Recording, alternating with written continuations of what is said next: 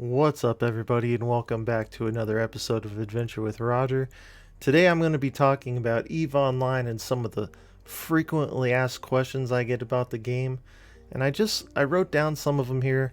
And the reason I'm going over this is because when you start playing EVE Online, there is about 500 questions that you're going to have about the game that you don't even know that you have yet. And what I mean by that is that the complexities of EVE Online are so great that as a new player, not only do you not, there's just aspects of the game that you're not going to know about, and there's aspects of the game that you could be playing for like a year and still not know that something like this particular thing actually exists online. And I want to make a video specifically about just some frequently asked questions, but also for people to realize that you don't have to know everything about EVE Online to have fun playing it. So let's just get into some of these. Alright guys, so some of these are not just questions, but just more along the lines of statements that could be turned into questions very easily. So the first one is, as a new player, is it really difficult, as difficult to play EVE Online as some of the older players will have you believe? Are you actually SOL? The next one is avoiding the cops or Concord in this case. Is it as easy as they say to avoid Concord as a ganker? As what's the real story when it comes to ganking people in high sec is what we're gonna look into. The next one is what is the new player experience in EVE Online? What's it all about? We'll cover that a little bit. The next one I have is how to get involved without getting scammed. So there are a lot of people that want to take advantage of you in EVE Online. It's a role-playing game, so you can get scammed, and what to look out for. A few things to look out for. The next thing I have is there such a thing as flying safe? So even in high sec, are you really safe? What's the story about it? Maybe we'll tie that in with the other question a little bit. The next thing I have is some ways to help avoid getting blown up. So those kind of goes along with that as well. What's it like to support yourself in EVE Online? Is it possible to afford the big ships and Tech 2/faction grade stuff without plexing? So that's a great question. The next one is how to make a difference in gang warfare even as a new player, and why it's not the end of the world if you get killed or blown up. And another one here, can you experience the whole game and enjoy the whole, just everything in the game? Is it possible to do that, and can you do that? Another one I have down here is, can I fit whatever I want onto my ship and still be useful and competitive? That's an interesting question. And the next one is creating your own corp good or bad in EVE Online? And we'll discuss very briefly on that. It's going to take us a little bit to get through all these questions for sure. So the first thing I want to do before I get started in answering all these questions is read this little thing here that I wrote down the other day when I was thinking about EVE Online.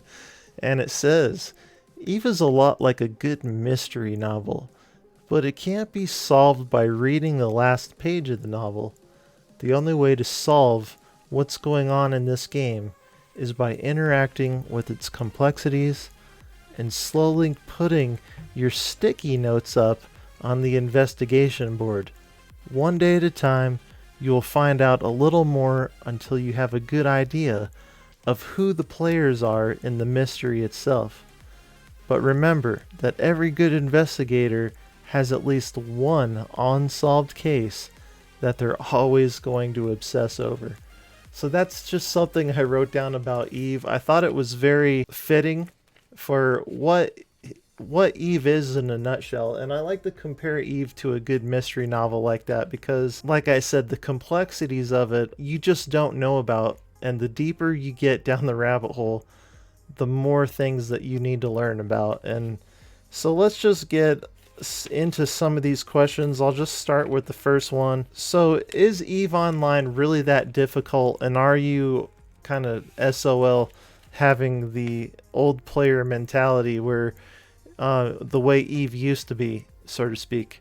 The way I look at this is EVE Online is not that difficult. When you first start off as a new player, nowadays in the latter half of 2021, the game explains a lot to you. What it doesn't explain to you is the complexities of what the other players bring into the game. If you were playing EVE Online as a solo, completely solo, and there were no other players involved in EVE Online at all, it really wouldn't be, it would be about half as complex as it actually is. When you first start out in the latter half of 2021, you have a decent tutorial.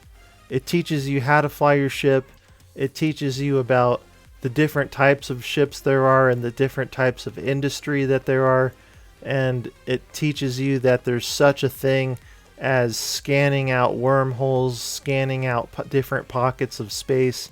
It doesn't explain to you super well how to do all these things, but it does tell you that these things exist in the game just by doing the new player tutorials.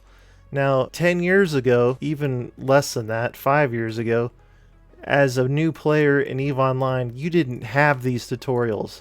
You didn't know about the different types of industry. You didn't know that there was such a thing as scanning out pockets. You just didn't. You started out the game, you didn't know any of these things existed.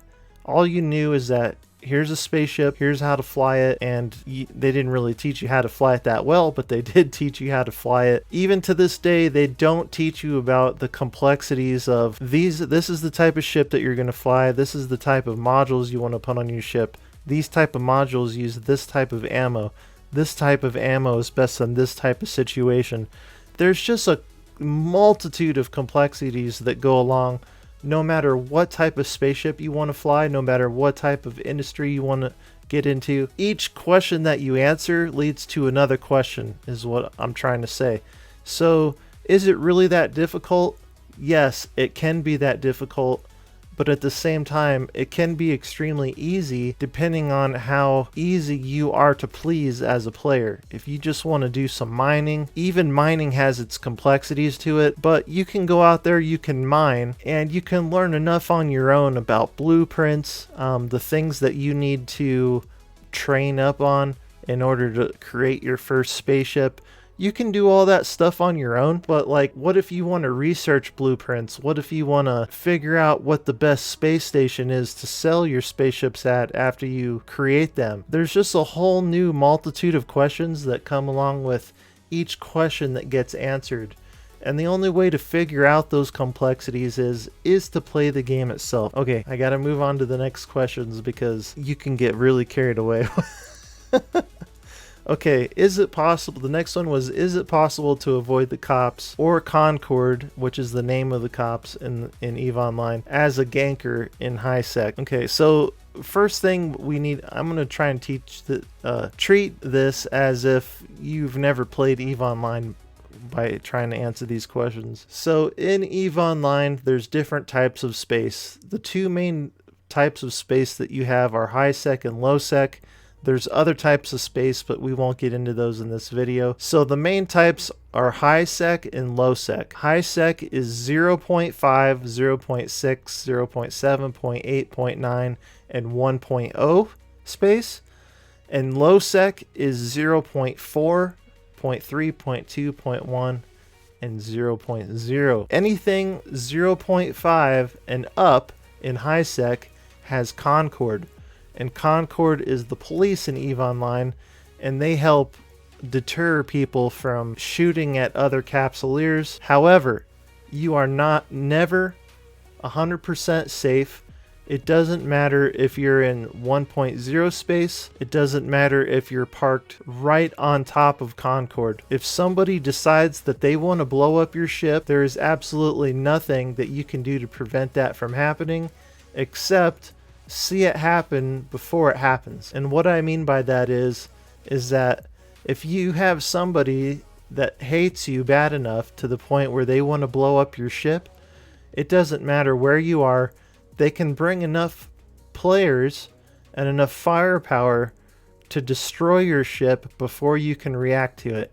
And the best way to prevent that is to see it happening before it happens. I did have a question later on how to prevent from getting blown up, so I'll go over a little bit more about this later. The long story made short is that if somebody wants to blow you up, It doesn't matter where you are, they can do it if they have enough people and they're committed enough to doing it. Okay, what is the new player experience like in EVE Online? So the new player experience in EVE Online, like I kind of said a little bit ago, is much better than it was in the past. Now they kind of have a lot of little new tutorials for you to go through, and it does explain a lot about the game itself. Like I said, it doesn't get into a lot of the inherent complexities of EVE Online, but it is to the point where you can log in and within the first day you can semi kind of learn how to fly a ship, learn about some of the different kinds of factions that there are in the game, and kind of have a decent grasp of what's going on before you're thrown to the wolves, so to speak. So the new player experience, to me personally, as someone that's been playing EVE Online since 2006, actually, you know, I haven't been playing the entire time. I have taken quite a few breaks, or I play at certain times of the year. I start getting nostalgic for EVE Online, so I do play, you know, a few months per year, but it's not like I've been training every day since 2006 or whatever. Okay, how do you get involved without getting scammed? So honestly, guys, if you get scammed in EVE Online, it's not the end of the world. Just don't go trading any stuff to anybody unless, you know, you have some decent amount of trust for these individuals. When you're like a freighter runs and stuff like that, and you take a contract from somebody, make sure that you're reading the freighter contract 10 times before you click accept on it, because, you know, it could very well be a scam. And what I mean by that is that there's things out there called freighter contracts where people will pick up stuff from one space station and deliver it to another space station somewhere. And sometimes people will put out freighter contracts and it will have like low sec territories on the way to the route, and they route it that way just so that the player flies through that area, and then they have people waiting for them in that area and they blow them up or whatever. You know, there's all kinds of risky things and risky situations. Just because you join a corporation doesn't mean you absolutely have to trust the people in that corporation 100%. Everyone in EVE Online has different ways of wanting to role play the game, and some people play the game just with the express intention of scamming other individuals. So you really have to just kind of have a nose for it. Don't go out of your way, risk more than you have. So if no matter what it is in EVE Online, if you're going to fly a certain ship in a risky situation, make sure you have enough ISK lined up to replace your ship. If you're going to be doing things that you haven't tried before, make sure that you have enough ISK as backup to replace the things that you're going to lose, so to speak. Make sure you double triple read things and be super cautious, because there are a lot of people out there that are looking for nothing better to do than to try and scam something off of a new player. We kind of answered this one already a little bit, but is there such a thing as flying safe? And I'll tie the next question in along with this, is some ways of help getting avoided being blown up. So these are really two, I'll just tie these two things in together. We did talk about this a little bit earlier, but no, there is no such thing as 100% safe, but there are such a thing as flying safe. So some of the things that you can do to fly safe. I'll start off by telling you that wherever your home base is, don't put it your home base, the base that there's always a base people kind of use as a home base where they run a lot of their missions out of that base. They have most of their ships and all their stuff inside that base. I don't think personally that base should be one of the big central hubs like Jita or Oris or any of the big gigantic trading hubs that you will go to and just see 1,000 players at once. And let me give you a little bit of reasoning as to why I feel this way. And that is that the more people in a certain area inside EVE Online, the better chance there are that you're going to run into the players that are looking for trouble. So what I like to do is I like to keep my home base probably at least 4 to 6 jumps away from one of these gigantic trading hubs like Jita or Oris, the Emperor planet.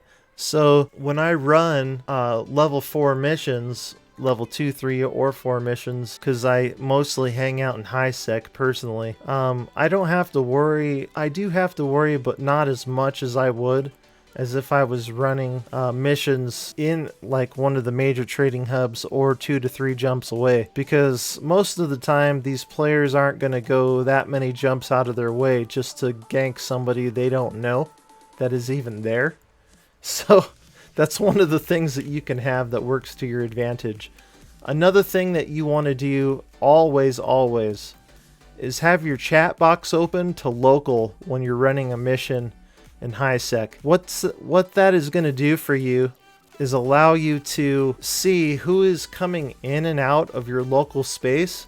It's also going to tell you if they're flagged up for being aggressive towards other players by their name having like a little yellow mark on it or a red mark on it, saying that they've recently stole from somebody or they've recently been aggressive towards somebody. So you'll be able to see that happen. And also, if you're running like a mission in high sec and you have local chat open and you're like one of like 3 people in the local space, and now all of a sudden you look down and there's 6 new people all at once, or 10 or 20 new people all at once, you might want to just warp back to the space station just to be safe. Because when people travel in packs like that, it usually means that they're doing some kind of op or mission together, and that's a good sign that they could be up to no good, especially when you see people traveling together like that in high sec. You know, either it's just a bunch of miners that are traveling together, or it's a ganking squad and they're about to drop a bunch of bombs on your ass. So having local chat open at all times is very helpful. Another thing that I like to tell people is, obviously I'll go over this one more time, but never fly something you can't afford to lose. So if you're flying like a Marauder doing level 4 missions, and you've got like 4 billion ISK wrapped up into your Marauder, you might want to be super cautious and try to replace your Marauder. If it's something that you're interested in doing, try to save up the ISK to replace your Marauder so that if you lose it, you have a backup. So these, you know, you always want to have a backup ship. That way, it's not as gigantic and it doesn't feel like a gigantic weight on your shoulders or a loss as huge as it could be, as if you lose your ship and you can't replace it. It feels bad, man. Okay, the next thing I want to go over real quick, we're already over 20 minutes in, holy buckets. What's it like to support yourself in EVE, and is it possible to afford big ships and Tech 2/faction grade stuff without plexing? Great question, guys. So yes, it is. It is possible. It's not impossible to spend 4 billion of solely earned not Plex, but ISK on a ship that you earned yourself. It's not impossible to do it. It's just gonna take you some time.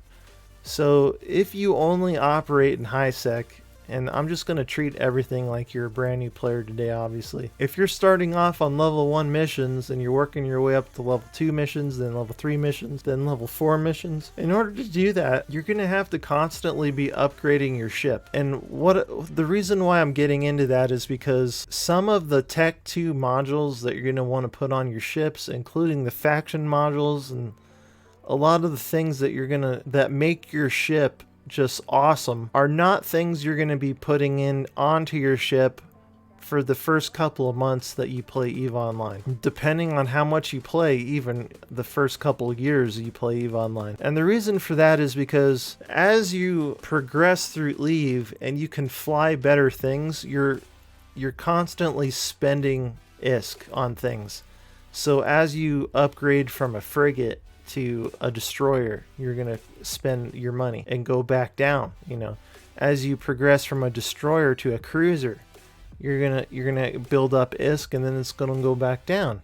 You're going to have to outfit your ship every single time, because a cruiser versus a frigate, you're going to want to fit medium type turrets on a cruiser, whereas your frigate has small turrets. So you're going to have a backup ship every time as you upgrade through. Each time you're going to be buying new modules, so you're always going to go up in ISK and you're always going to come back down. You're always going to go up, and then you're going to upgrade to a battleship at some stage, and the battleship is going to make you go way back down in ISK. And that's one of the complexities you don't learn about until you play EVE Online for a while. You don't learn about how your personal assets can go way up high, or it seems like they're at an all-time high for you, but then all of a sudden you upgrade ships and your assets just take a flying nosedive off of a cliff, so to speak. And a lot of players in EVE Online do not use Plex. Now, Plex is obviously like any other MMO. You know, a lot of them have a token of some kind that you can sell on the marketplace, and people will buy it with in-game currency, giving you a gigantic boost on the amount of ISK that you currently have. A lot of people don't do that in EVE, but ISK inside EVE is a commodity, where in other MMOs, once you buy your token, it's not as much of a commodity. So you can actually buy Plex with your ISK later on to give yourself some commodity for when it's going to go up in price in the market, when it's at a low point in the market.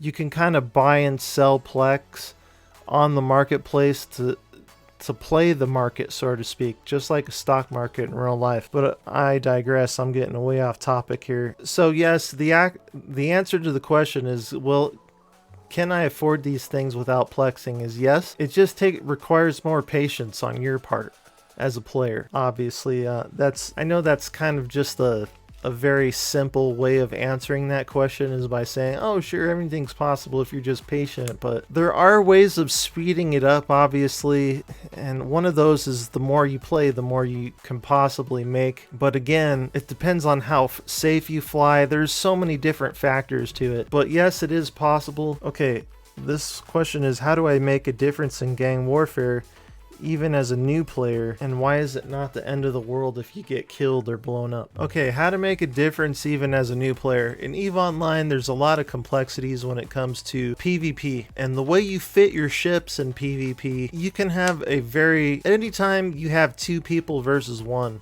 or 3 people versus 2, or whatever, sometimes, and most of the time, the people with the more players have a clear advantage. So the way you fit your ship means a lot. So as in gang warfare, you can have lots of different fits on ships. You can have logistics ships in gang warfare. You can have target jamming ships in gang warfare. You can have shield draining ships. You can have armor draining ships. You can have Nosferatu ships. You can have all kinds of different ships fitted with more things than you can possibly imagine to do a lot of different things in PvP. Let's just say, for an example, you have 5 players and all 5 players have the exact same ship, and just for shits and giggles today, all of those ships are going to be the same 5 Caldari missile ships, frigates.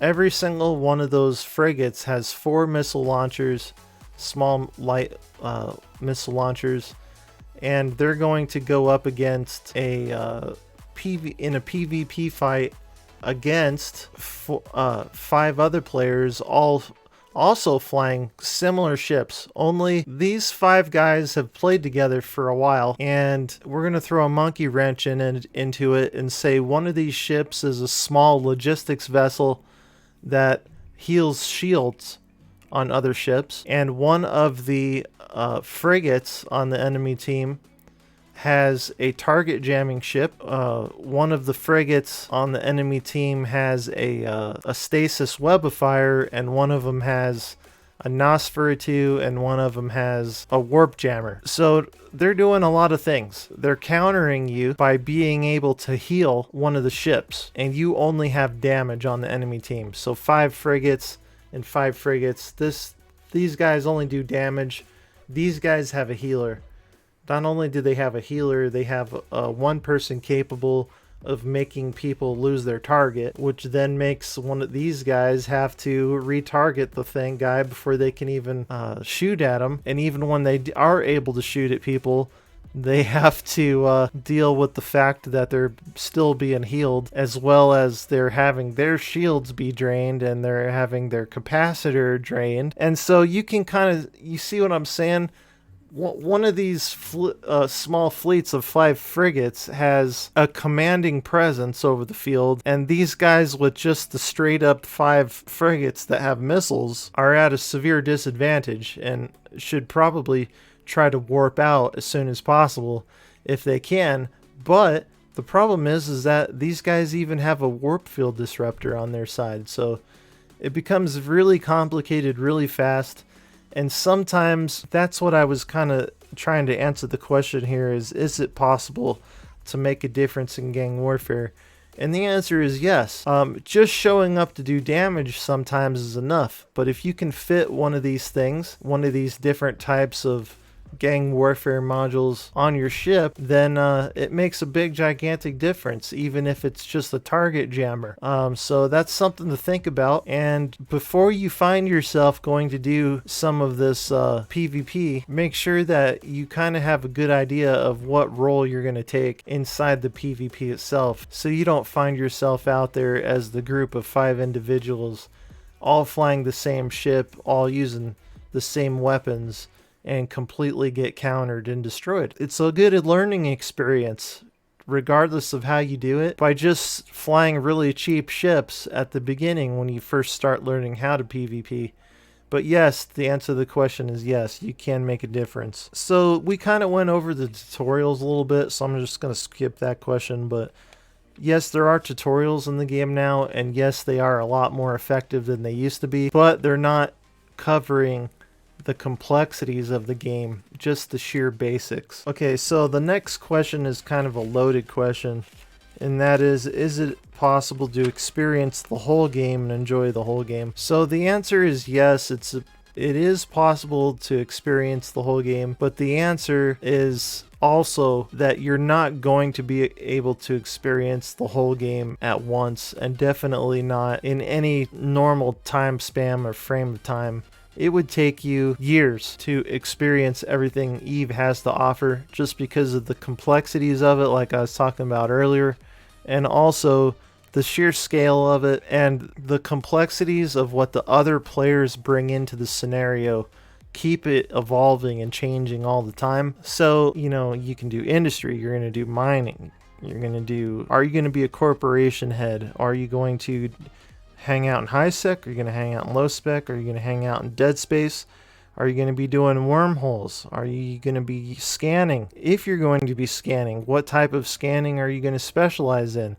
Are you going to be doing scanning down sites to interface with alien technology and get cool rewards for it? Or are you going to be scanning down sites to figure out where the pirates are hiding and go blow them up? Are you going into dead space in wormholes to find rich mining deposits, in which then you're going to take a whole group of orcas into and then mine? There's just so many things about the game.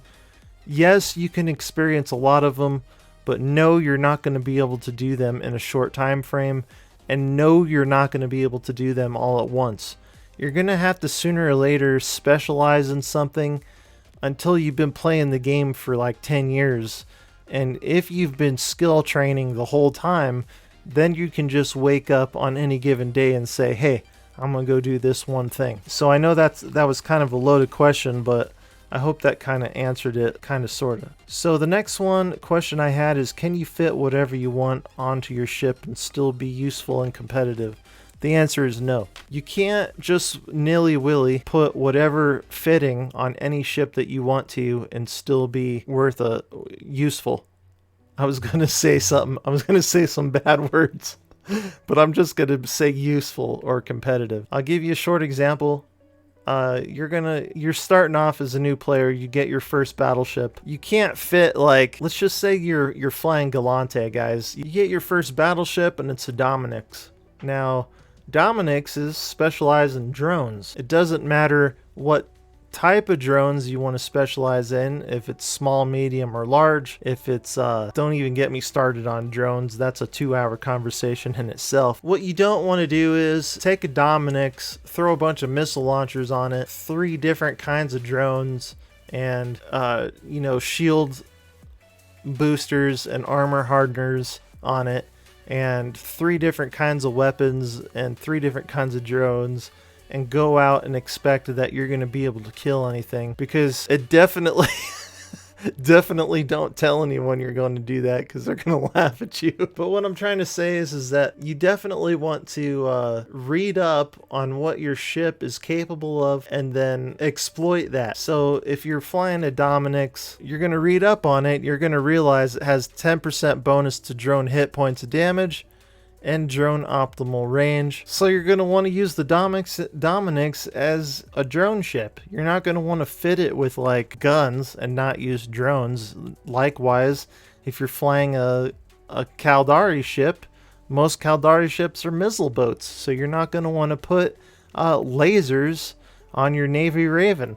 And you're not going to want to, you know what I'm saying? You just kind of have to be smart about it and realize that if you want to use shield hardeners, then you should find a ship that uses shield hardeners primarily, and that would probably be an Amar ship of some kind. If you want to use a ship to scan down space pockets and stuff like that, you're not going to want to use like a battleship to do that. You're going to want to use like a Stratios or a small frigate or something like that lets you move around real fast, scan things out, or has a bonus to scanning of some kind. And you just show info on the ships that you're wanting to fly and make sure that you're fitting them properly. So the answer to that is no, you cannot fit whatever you want on any ship that you're gonna fly. So the last question I have for today is creating your own corp good or bad? And this is a very complex question, but I'll answer it very simple. I guess it just depends on what type of situation that you're forming the corporation for. If you're forming a corporation to find like-minded people to exploit a certain situation where you want to take a bunch of miners into a certain area, and you think that forming a corporation would make that job a lot easier by having a bunch of like-minded people to do that task, then maybe it probably would be worth your time to start a corporation.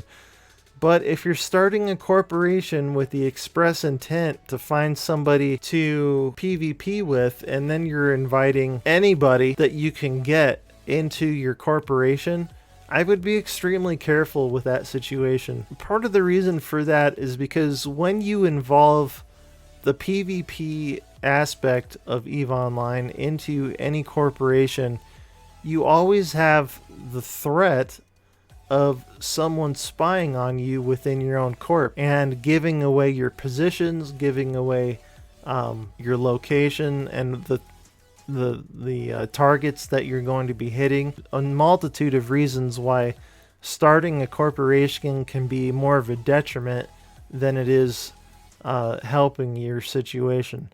So I would be just really careful about what your reasoning is to want to be starting a corporation. And that's about all the advice I can give you on that one. I do have a very small corporation, but I currently only have like 3 players in it, and we kind of just nilly-willy around and do things that we want to do from day to day, and we get along really well, and that works out for us. But at the same time, anytime you start adding people into the equation, you have more and more drama, more and more politics that go on within the corporation. Sometimes less is more. So I would just be careful and sit down with whoever it is that you're wanting to make the corporation with and draw up some guidelines on why it is exactly that. What are the upsides and downsides that you guys can think of why you want to start a corporation? That's about it for that list, guys. So yeah, guys, I have a Discord channel. check out the links in the description. See you in my Discord. Come in, hang out with me. And once you're in the Discord, send me a message to Adventure with Roger and let me know if you guys want to talk about EVE Online. And maybe we can make a video together and talk about some of the stuff that we currently see happening. And yeah, that would be kind of fun. Number 2, check out my social media link to Twitter. I like to get on there and holler about videos when they come out, stuff like that. Check out my Patreon where you can support the channel for just $1.50 per month. I would greatly appreciate it. Thank you so much for that. And yeah, if this is the kind of content that you enjoy, hit me up with, yeah, that's going to do it for this one, guys. Just want to say one more time, thank you so much for being here. My name's Roger, and I'll see you on the next adventure. Take care of yourself, everybody.